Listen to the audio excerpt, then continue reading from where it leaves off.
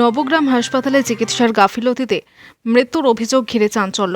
Doctor না থাকার কারণে ও নার্সদের দুর্ব্যবহারের অভিযোগ। অবশেষে চিকিৎসার গাফিলতিতে মৃত্যু। ক্ষোভে ফেটে পড়েছেন পরিবারের সদস্যরা। মুর্শিদাবাদের নবগ্রামের গুড়াপাশলা অঞ্চলের নতুন গ্রাম এলাকার ২৬ বছর বয়সী সেলিনা বিবি নামে এক মহিলা গতকাল বমি ও মাথার সমস্যা নিয়ে ভর্তি হন নবগ্রাম প্রাথমিক স্বাস্থ্যকেন্দ্রে। পরিবারের অভিযোগ, রাতে প্রচণ্ড আকারে বেড়ে গেলেও ছিল না কোনো চিকিৎসক। উল্টো দিকে নার্সরাও দুর্ব্যবহার করে বলে অভিযোগ। চিকিৎসার গাফিলতিতে মৃত্যুর অভিযোগ তুলে ক্ষোভে ফেটে পড়েছেন পরিবারের সদস্যরা। নেমে এসেছে গভীর শোকের ছায়া। চিকিৎসকদের শাস্তির ও বিভাগীয় তদন্তের দাবি পরিবারের সদস্যদের। ঘটনাকে ঘিরে ব্যাপক চাঞ্চল্য। ঘটনার খবর পেয়ে আসে নবগ্রাম থানার বিশাল পুলিশ বাহিনী। তারা এসে পরিস্থিতি নিয়ন্ত্রণে আনে বলে জানা যায়। পরশুদিনকে রুগী ভর্তি করা হচ্ছে, কালকে 11টা পর্যন্ত ডাক্তার আছে, কোনো ডাক্তারবাবু আসেননি এবং ইনারা চেম্বার করতে ব্যস্ত।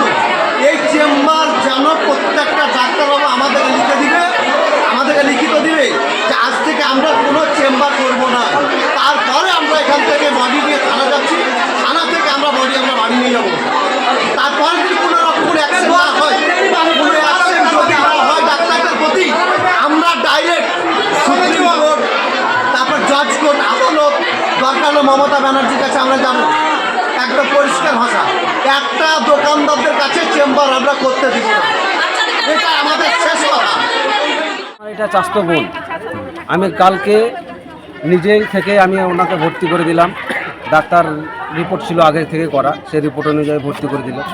ভর্তি করে দেওয়ার পর আমি তো রাত্রিবেলা আমার এখানে অ্যাম্বুলেন্স চলে শুদ্ধে, আমি চলে যাই। আমি রোজা ছিলাম। রাত্রেবেলা আমার দুটো বোন ছিল সঙ্গে, ওই যে ভর্তি আছে তার কাছে।